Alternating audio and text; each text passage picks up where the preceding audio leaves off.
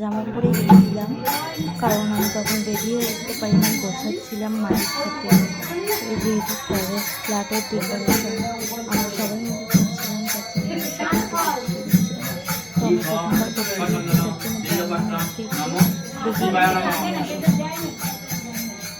তারপর আমার ফ্রেন্ডসরা আবার করছি, সবাই তবে জানি না আমি কী করবো। তোমরা কেউ খারাপ কমেন্ট করো না, কারণ আমি প্রথমবার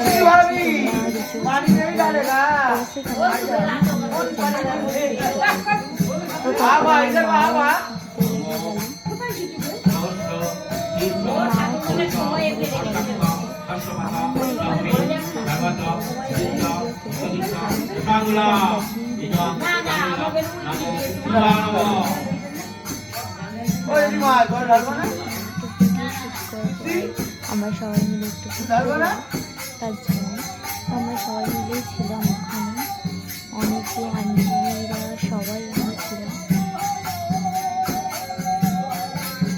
আমার মাও অনেকবার করে ফেললো, রিচুয়ালস করে সব জানে। তারপরে ব্রাহ্মণ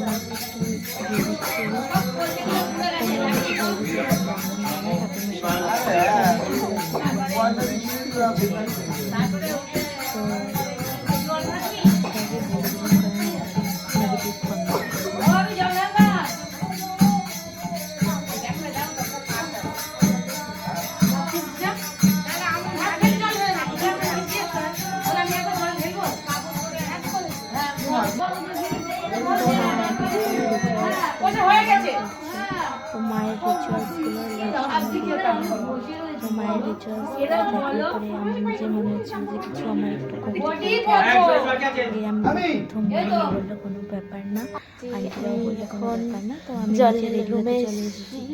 তো দেখো আমি এখন পরবো শাড়িটা পরবো, এই শাড়িটা চুজ করে তোমরা বলবে আমি এই শাড়িটাই পরবো এখন। তো এই শাড়িটা পরে তোমাদের সামনে আসছি। তো দেখতে থাকা ব্লগটা। তো জাস্ট এই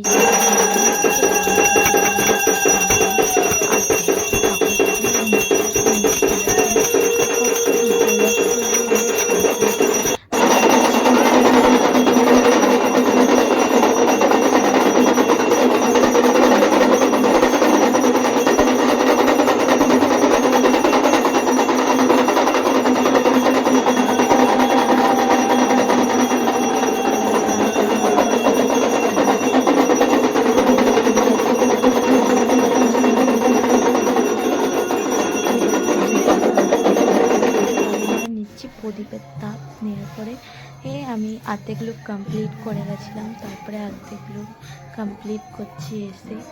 দেখো আমাকে কি সুন্দর লাগছে, আমি আইলাইনার এত সুন্দর করে পড়েছি, তাই আমি নিজেই দেখছি কেমন লাগছে। তো আমাকে কেমন লাগছে অবশ্যই কমেন্টে জানিও। সবাই বলছিল ভালো লাগছে, কিন্তু আমার নিজেরই মনে হচ্ছিলো যে এই লুকটা বেশি সুন্দর লাগছে। সবসময় শাড়ি পরি না আমি যেহেতু, আর শাড়ি পরে আমি সামলাতেও পারি না, তার জন্য মা আমাকে পরতে দেয় না। তো আজকে আমি জোর করেই পড়লাম জাস্ট। আর তারপরে সেকেন্ড পরে জল ঢালা যেহেতু হয়ে গেছে, থার্ডে লেটে আমরা উপর থেকে একটু শ্যুট করে এসে লাস্টে শীতের সময় যেহেতু, তার জন্য লাস্টে আমরা চলে এসে ব্ল্যাঙ্কেট, মা তো শুয়ে পড়েছে, ঘুমাতে নেই যেহেতু, মা তো শুয়ে শুয়ে ফোনই ঘাটছে। আর আমি এখানে বসে আছি, দিদিকে বললাম তাড়াতাড়ি রেডি হও, চলো আমরা ঘুরতে যাবো। তারপরে আমরা ঘুরতে যাচ্ছি। এখন ঘুরতে থেকে এসে পুকুরের জল ঢালা বলে আমাকে, পুকুরের জল ঢালা হচ্ছে। তো এটা অন্য একটা ঠাকুর এখানে উপরে শিব মন্দির, চারটে শিব মন্দির আছে আমাদের, খুবই সুন্দর আর খুবই জাগ্রত।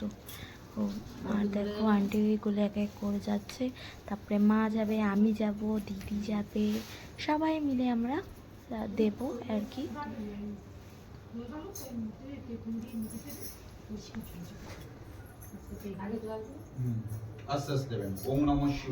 আর আমাদের সবার ঘুম পাচ্ছে। লাস্টে আমাদের এখানে ভাং দিচ্ছিল। ভাং যেহেতু আমার মা আর আমি খাই না, তো তার জন্য আমরা খাইনি প্রথমে।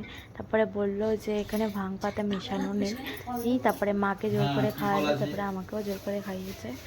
আর ওটা হচ্ছে আন্টিদের ঘর। আন্টি ওখানে বসেছিল, তাই আমি নিতে গেছি ক্লিপ, কিন্তু আমি ঘুমের চোটে কি নিয়েছি আমার মাথায় নেই, একটু অ্যাডজাস্ট করে নিও।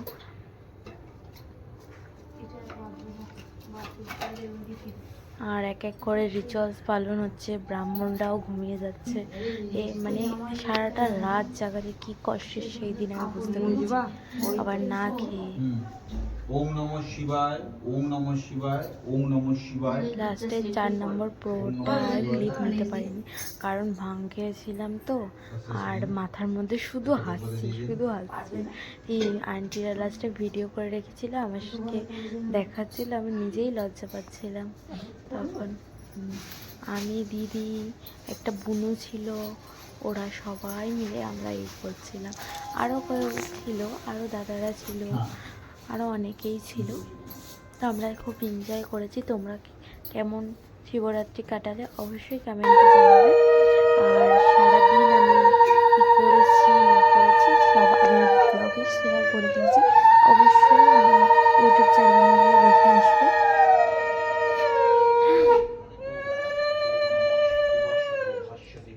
আর দেখো এখানে লাস্টে ব্রাহ্মণ মশাই দিয়ে দিচ্ছে ফুল। মহাদেব শিবায় নমঃ। একটা সময় পর্যন্ত ঠিক ছিল, লাস্টে আর দিচ্ছিল না, শরীর চার করে তো আন্টিরা সবাই ড্রেস চেঞ্জ করে নাইটি চুড়িদার সব কিছু করে নিচ্ছে, শুধু আমি আর আমার মাই শাড়ি পরেছিলাম, আর একটা আন্টি শাড়ি পরেছিল। আর এরা এসেছিল পুজো দেখতে। ওই সাইডে বসেছিল, অনেকে গান বাজনা করছিল, তো আমি কোনো কিছু নিইনি। আর এই দেখো আমার মা বসে বসে শুধু হাসছে, ঘুমাচ্ছে, হাসছে আর ঘুমাচ্ছে। কিন্তু আমার মা ঘুমায়নি, ওটা শুধু জাস্ট হাসানোর জন্যই করছিল, কিন্তু আমার প্রচুর ঘুম পাচ্ছিল। দেখো আমার মায়ের অবস্থা জাস্ট।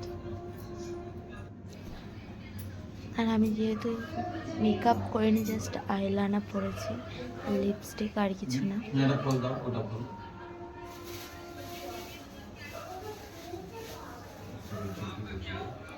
আর এই দেখো,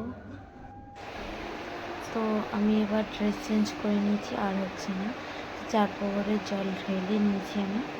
তো তারপরে এবার ঘুম পাচ্ছে আমার প্রচুর, তো এবার ঘুমোতে যাবো। তো এই পর্যন্ত ব্লগটা ভালো লাগলে লাইক করে শেয়ার করে দেবো। টাটা।